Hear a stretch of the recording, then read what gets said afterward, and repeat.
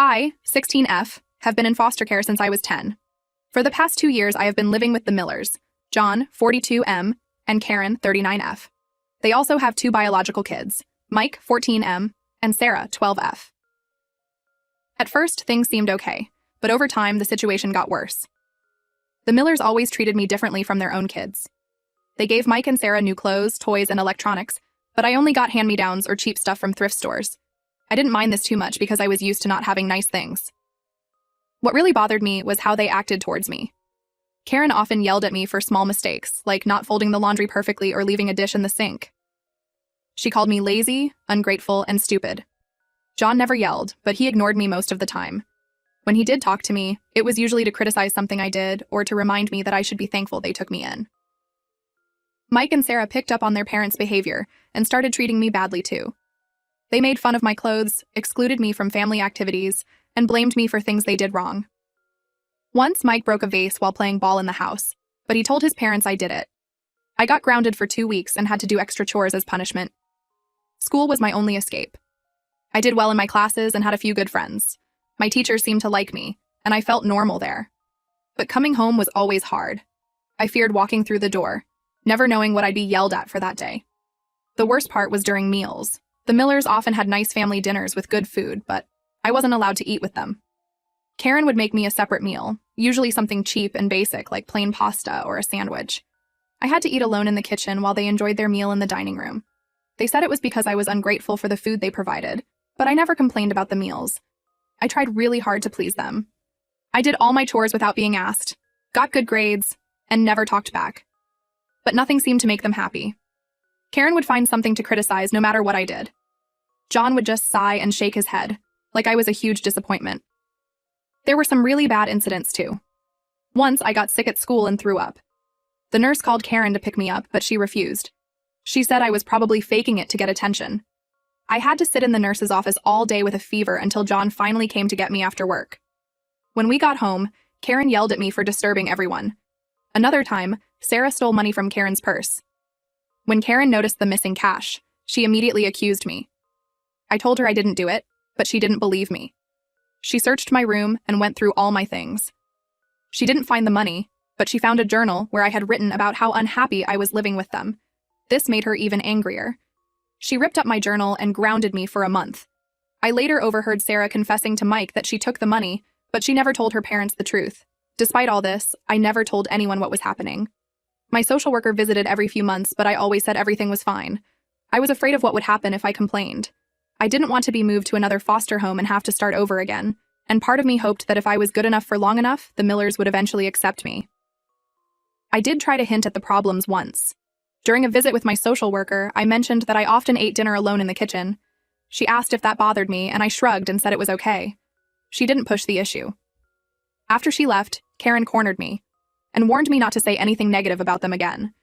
She said if I caused trouble, they'd send me away and make sure I ended up somewhere much worse. This threat scared me into staying quiet. I knew the foster care system could be really bad, and I was afraid of ending up in a worse situation. At least with the Millers, I had a roof over my head, food to eat, and could go to a good school. I told myself it wasn't that bad, and I could handle it until I turned 18 and aged out of the system. But recently, something happened that made me question everything. My English teacher, Ms. Thompson, assigned a personal essay about our lives. I wrote about my experiences in foster care, including some of the things the Millers did. I changed the names and some details, but it was basically true. My teacher was really concerned after reading it. She asked me if I was okay and if I needed help. I panicked and told her it was just a story I made up. I don't think she believed me, but she didn't push it. Now I'm worried my teacher might report something to child services. Part of me hopes she does because I'm so tired of living like this, but I'm also terrified of what might happen. What if they investigate and decide it's not bad enough to remove me? The Millers would be furious and things would get even worse. Or what if they do remove me, but I end up somewhere even more terrible? I feel guilty for not speaking up sooner. Maybe if I had said something when the problems first started, things could have been fixed. Now it feels like it's too late. I'm also worried about Mike and Sarah. They're not bad kids, they just copy what their parents do. If I report the Millers, it could mess up their lives too. I don't know what to do. Should I finally tell someone the truth about what's been happening? Or should I keep quiet and try to tough it out for 2 more years until I'm 18? I feel so confused and conflicted. I can't talk to my friends about this because I'm embarrassed and afraid they'll think differently of me if they know the truth.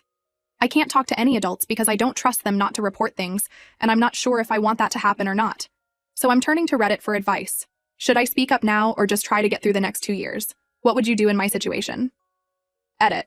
Wow, I didn't expect so many responses. Thank you to everyone who took the time to read my post and offer advice. I'm reading through all the comments and thinking hard about what to do. To those asking why I haven't run away. I've thought about it, but I'm scared of ending up on the streets or in an even worse situation. And to those saying this post is fake, I wish it was. I know my situation isn't as bad as what some foster kids go through, which is partly why I've been unsure if I should say anything. But reading your comments is helping me realize that what the Millers are doing isn't okay, even if it's not the worst case scenario.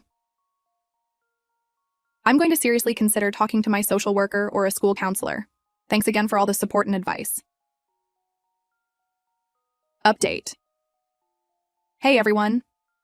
It's been about a month since my original post and a lot has happened. I'm writing this update from a new, safe place. Here's what went down. About 2 weeks after I made my first post, I was in my room listening to music with my headphones on.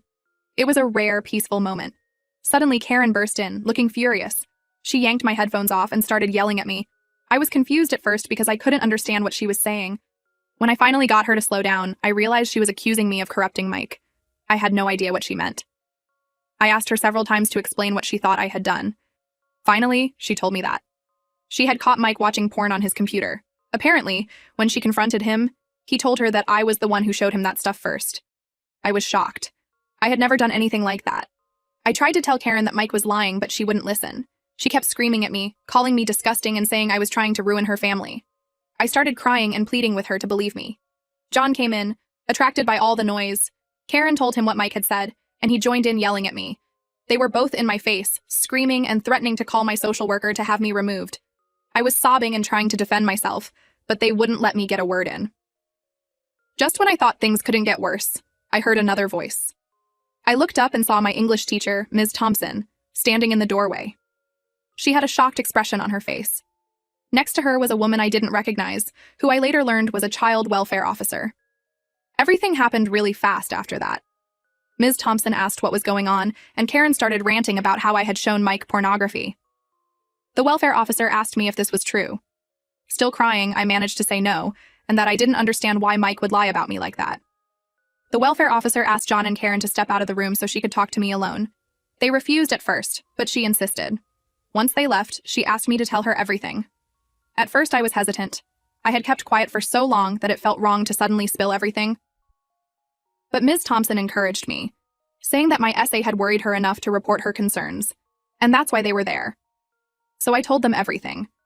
I talked about the separate meals, the verbal abuse, the unfair punishments, and all the other things I had put up with. I showed them my shabby clothes compared to Mike and Sarah's nice ones. I even mentioned my original Reddit post, though I didn't tell them the username I used.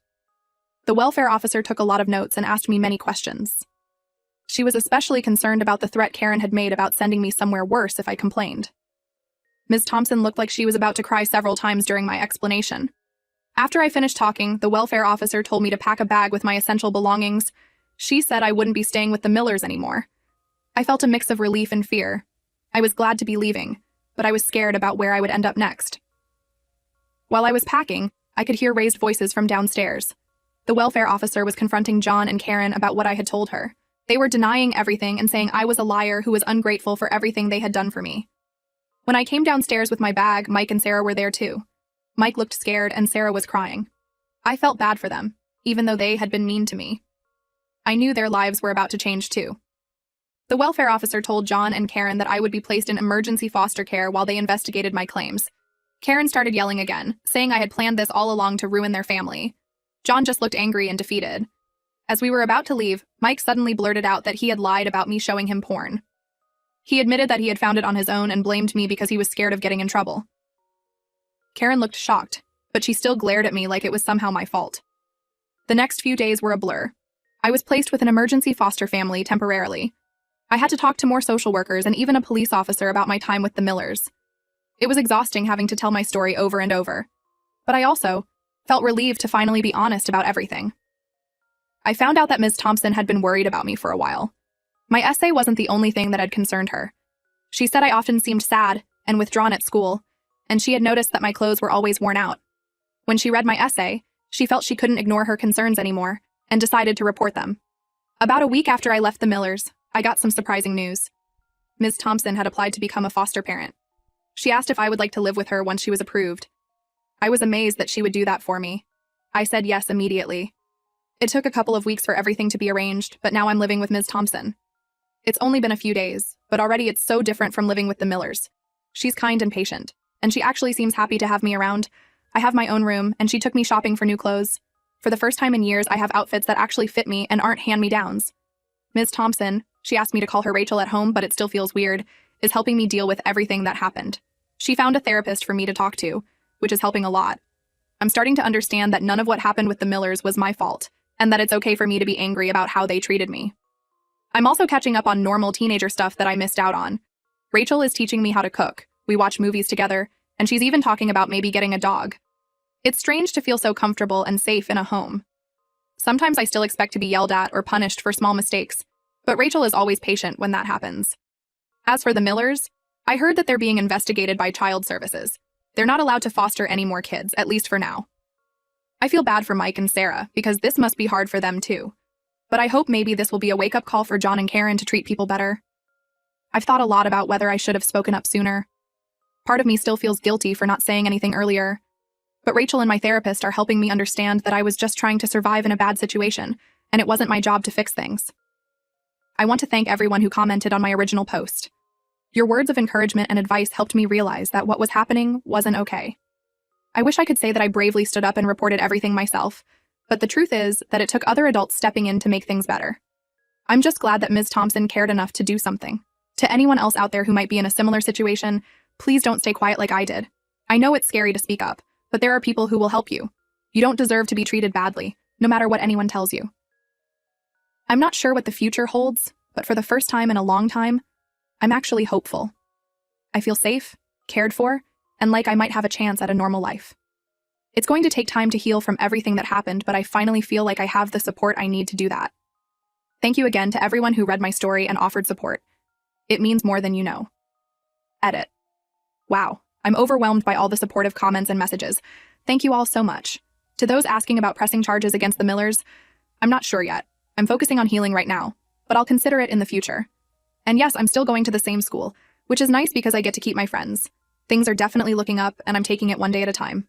Thanks again for all the kindness and encouragement.